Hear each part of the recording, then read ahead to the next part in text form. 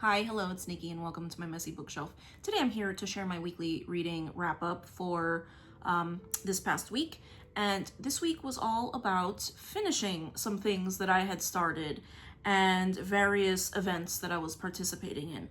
And I did manage to finish a few things, but I will go by event. So the first book that I managed to finish this week was The Dutch House by Patchett.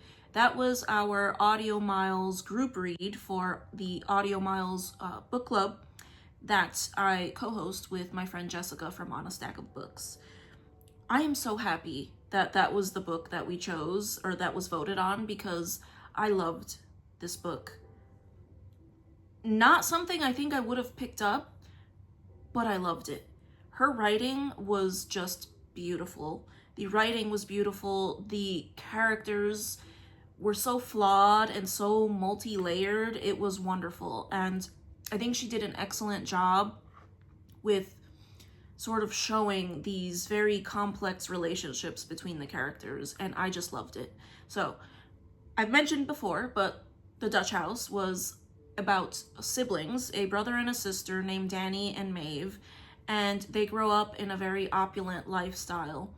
And when they get a little bit older, they are forced to leave their home after their father dies.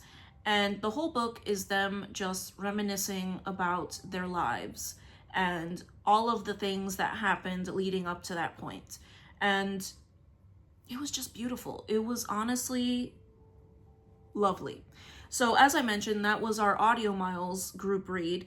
And for this book, I chose to walk while listening to this book.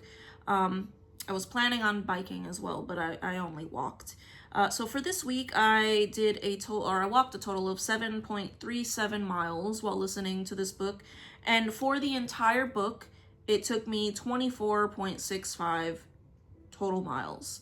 And I loved every minute of it. I was wanting to go on more walks. And then after I finished, I was like, what am I going to listen to on my walks now?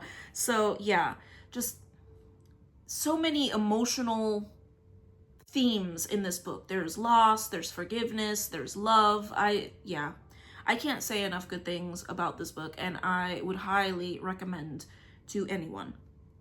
All right, the next event that I was taking part in this month was People April, and I did finish the group read for that, The Bluestockings, A History of the First Women's Movement by Susannah Gibson, and I really loved it. I really loved this book.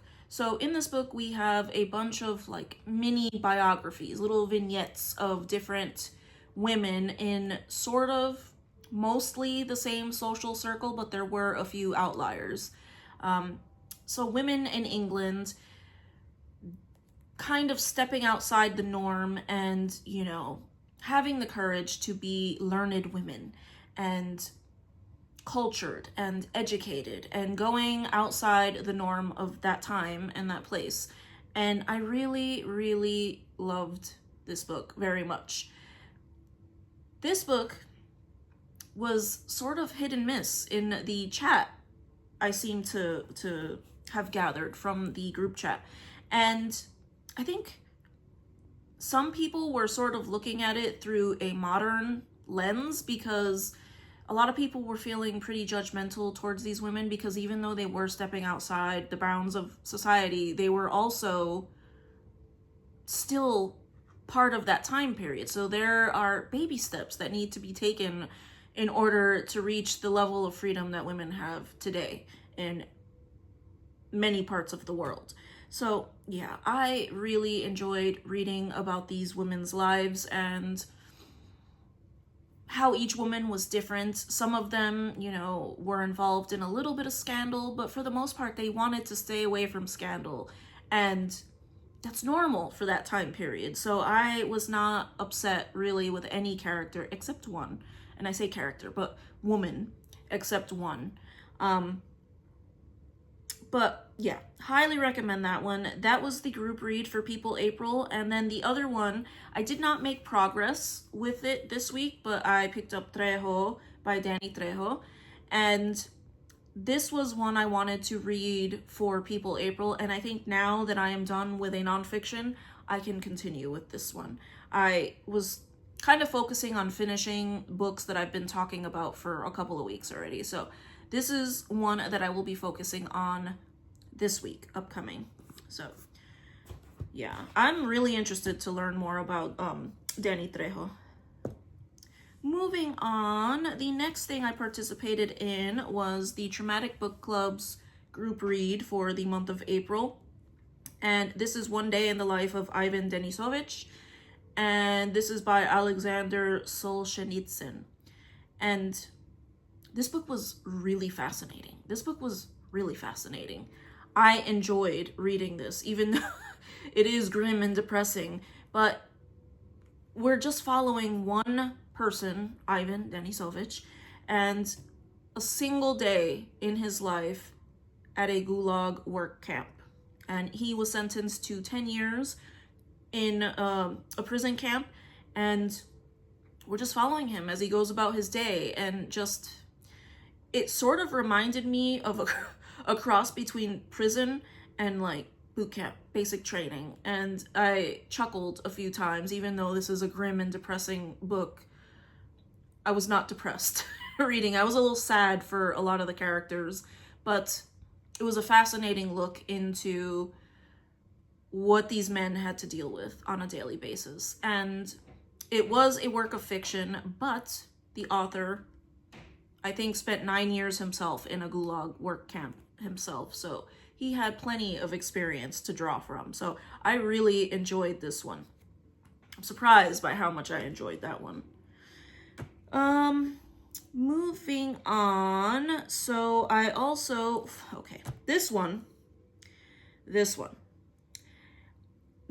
I read for a number of reasons. I wanted to read this, but it also fulfills prompts for Diversity Book Bingo, which I am participating in this year.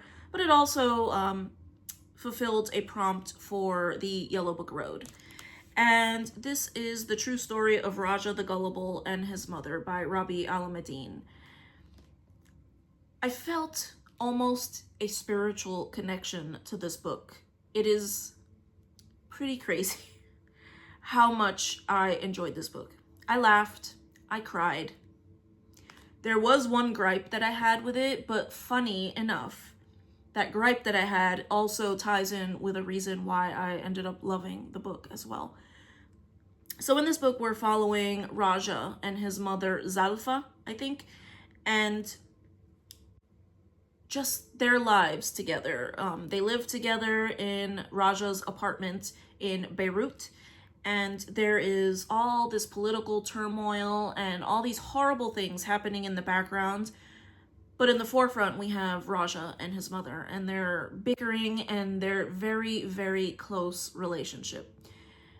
And for me, I felt this in a number of ways. It reminded me of my own late mother and the way that we used to bicker. And Raja's mother is very offended, has no boundaries, is very offended when Raja doesn't want to share details of his personal life with her. And it reminds me so much of my own mother. We bickered. She would get offended that I would not tell her things. She would get offended if I didn't share every single thing about my life with her. And bicker. We would bicker constantly, but we were best friends. And that is what I took from this book. They were constantly fighting. They called each other names sometimes. And that is something, yeah, it really touched me. And my gripe with it is that typically when I am reading, I am not a huge fan of very detailed descriptions of sexual encounters. I am not a fan of the smut. And that also reminds me of my own mother, because she was very open about her life in that way with me. And she would tell me, oh, stop being a prude. And no, I'm not a prude. I just don't enjoy hearing about other people's experiences. And having just spent the last 20 years surrounded by mostly male colleagues, I've had my fill. enough of hearing about other people's sexual escapades. And so she would get angry with me because I didn't want to open up to her in that way. And it's funny because Raja's mother does the same thing to him in the book. And I loved it. I loved it. And I definitely cried. I laughed. I cried. Wonderful. Definitely a 5-star book for me. And actually, with this book, I managed to finish the Yellow Book Road. So I have completed all the prompts for the Yellow Book Road. But yeah, I loved it. Moving on, the other book that I have been working on this week is book 3 in Dungeon Crawler Carl. I am actually further along in the audio than I am here in the physical copy. I have been doing an immersion read with this one and the last 2, and it's still just as wonderful and fun, and I am loving it enough that I am doing immersion reads with all of them. And I am trying to find a copy of book 4 for when I start that one, but I don't know how he manages to make something so fun and silly and ridiculous also touching at the same time. So I love this, and